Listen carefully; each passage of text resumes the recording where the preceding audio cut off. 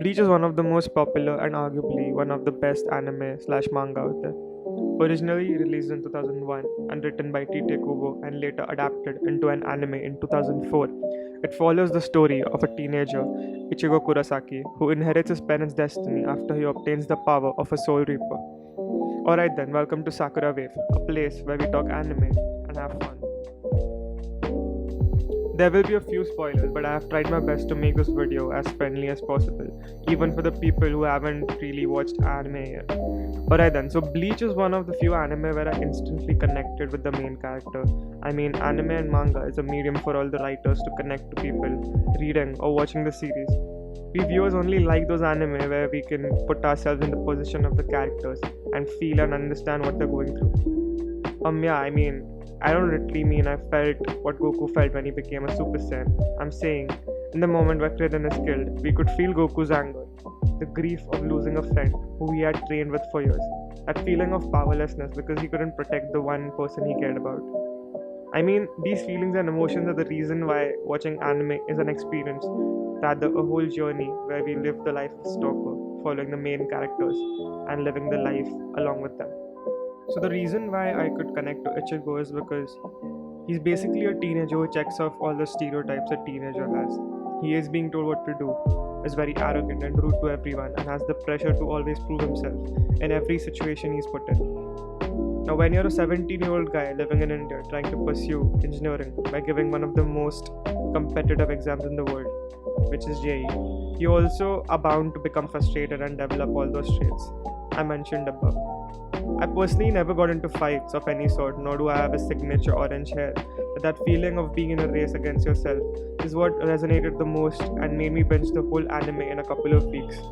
As teens, we slowly are on the path to become adults, and with that, the burden of responsibilities keeps on increasing. Some people tend to shy away from all these burdens and pressures, but some people who aren't perfectly equipped with the mindset to deal with these increasing stresses are the ones who get sucked into the rat race, all for the sole reasons of proving people and to themselves that they aren't useless. Ichigo is the same. His name means to protect one, and throughout the anime, the number of people he wants to protect keeps on increasing, which in our case could signify increasing assignments or exams or stress at work or all those things. He at a very young age lost his mother in an accident, which I will not talk about because spoilers, but then that engraved a deep scar in his heart, which made him the person he was in the anime. Losing a mother as a child is really a big deal, and nothing can replace that feeling of safety and comfort when you are with your mom. He took the blame for not being enough to save her, even though it wasn't his fault. That feeling of not being prepared, not being strong enough to save the most precious person in your life, is the reason why he has a chip on his shoulder to become the strongest. Not because he's hungry for power, but because he never wants to lose someone in his life because of his own mistakes.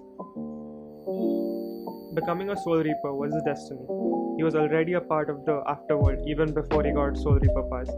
I mean, my man could literally see ghosts and spirits which were yet to be guided into the Soul Society, which is basically a place where souls and the Soul Reapers live. As the series progresses, we can clearly see how Ichigo develops his Soul Reaper skills. Every Soul Reaper carries a sword or a Zanpakuto, which are physical portrayals of a Soul Reaper's soul, and every sword is different. Well, because every soul is different.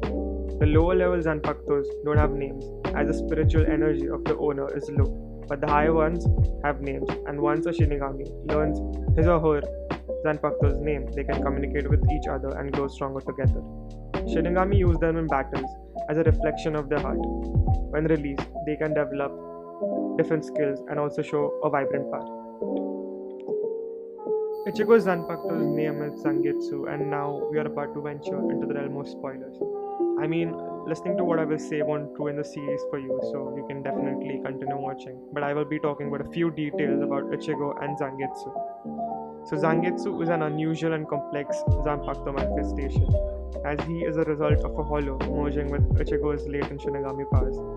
The name Zangetsu means slaying moon in Japanese, and I don't think the name for Ichigo's sword could get any better.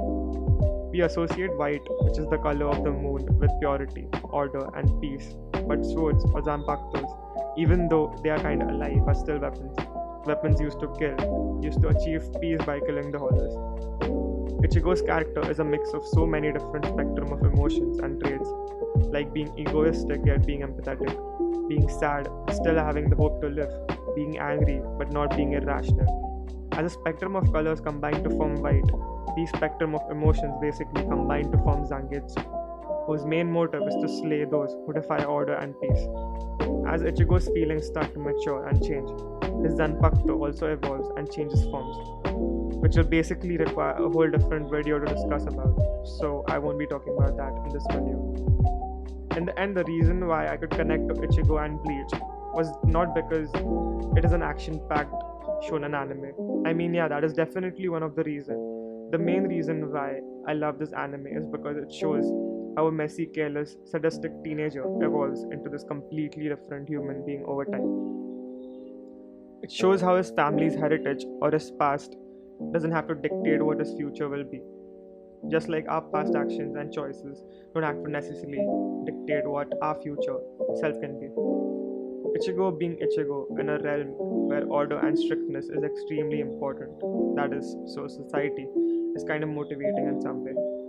It tells us viewers to be ourselves even though we don't exactly fit in, creating your own identity, establishing your presence, always pushing forward and never giving up, even though your past self has only seen failures, or as in Ichigo's case, sorrow and monotonicity. This is what pulls teens and even adults towards Ichigo and Bleach, not just the crazy Bankai releases and fights. So I guess if you all like the video, you all can definitely watch Bleach. 10 on 10 would totally recommend. And on that note, peace.